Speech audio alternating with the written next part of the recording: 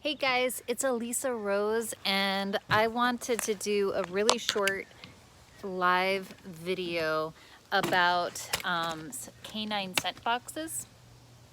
So this is a canine scent box. I don't do this formally in any way. I do this just as a fun exercise with my dogs. I have a Basset Hound, that's Fritz right there, who's going to be doing a little bit of training with me. And he's a hound dog, and he's a mix between a Basset Hound and a Labrador Retriever. Fritz is 11 years old, or he will be this coming fall, so he's 10 and a half. And this is something that I do with him because he loves it, because it's good for him.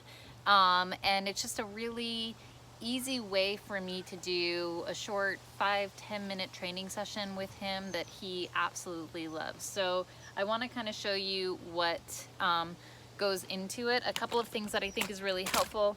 You don't have to have boxes made. I like them. You can put different things inside of them. It's good to have multiple ones that are identical. Today I'm just gonna be using 2, but you can have as many as you like. They're a really useful way to kind of get dogs to start doing sort of like a systematic search. So you can start them off by having them lined up next to each other. You can have 4 set up against a wall, and then you can start to kind of move them in a grid-like formation.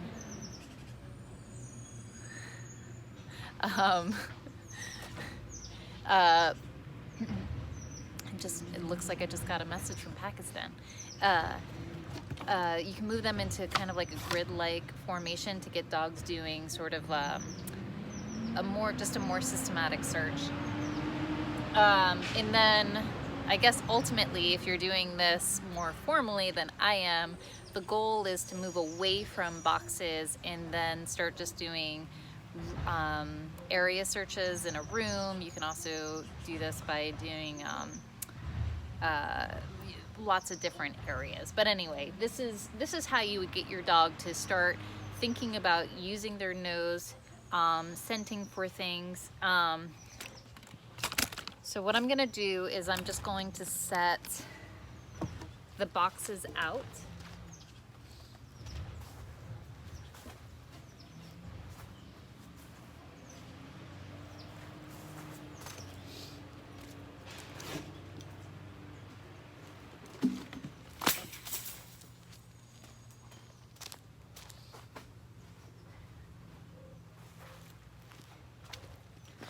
Right, and then what I also like to do is I just like to have the dog, if you're training with somebody else, you can already see Fritz kind of knows.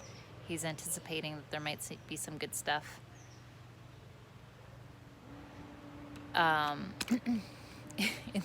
In those boxes, and there will be.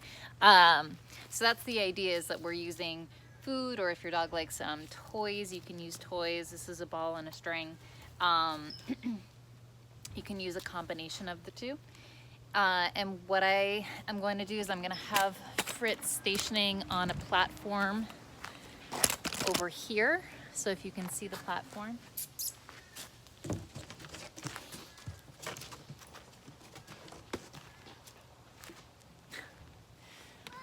I'm going to have my 3-year-old joining us in a second.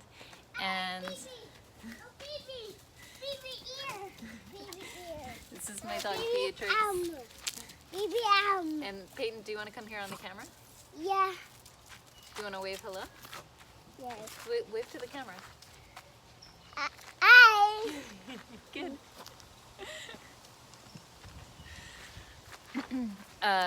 Can you stand with Beatrix over on this blue spot right here? Yeah. Right here, okay? Stand right there, and then do you want to watch what I'm going to do? Yeah. Okay. So what I'm going to do is I'm just going to put something in one of these boxes. Stay on the blue spot, okay? Yeah. And now I'm going to try to see if Fritzer can find it, all right? Yeah.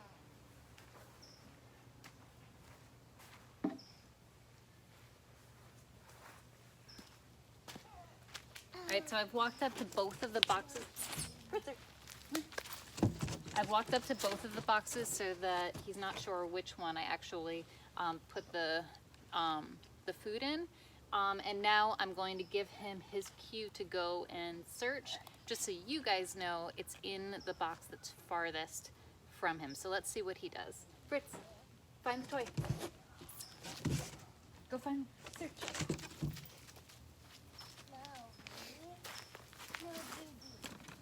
No, baby. No, baby. Good boy. So he's indicated, good job, on this back box right here. Good job. I can reinforce him from my hand so he's laid down, which is what tells me that he's found the search items. Yes. Right? Right Yeah. here? And Yeah, what he, eat it. right there. And what he really wants is the food. And then potentially, in some cases, he also wants to play a game of tug. Eat it. And this is why it's really hard to get a training session in with Eat it. kids around. But hopefully you enjoy this short demonstration and you enjoy the chaos. And tune in for these just little informal training sessions that I'll do time and again with my own dogs. Say bye, Peyton. Bye. Bye. Bye.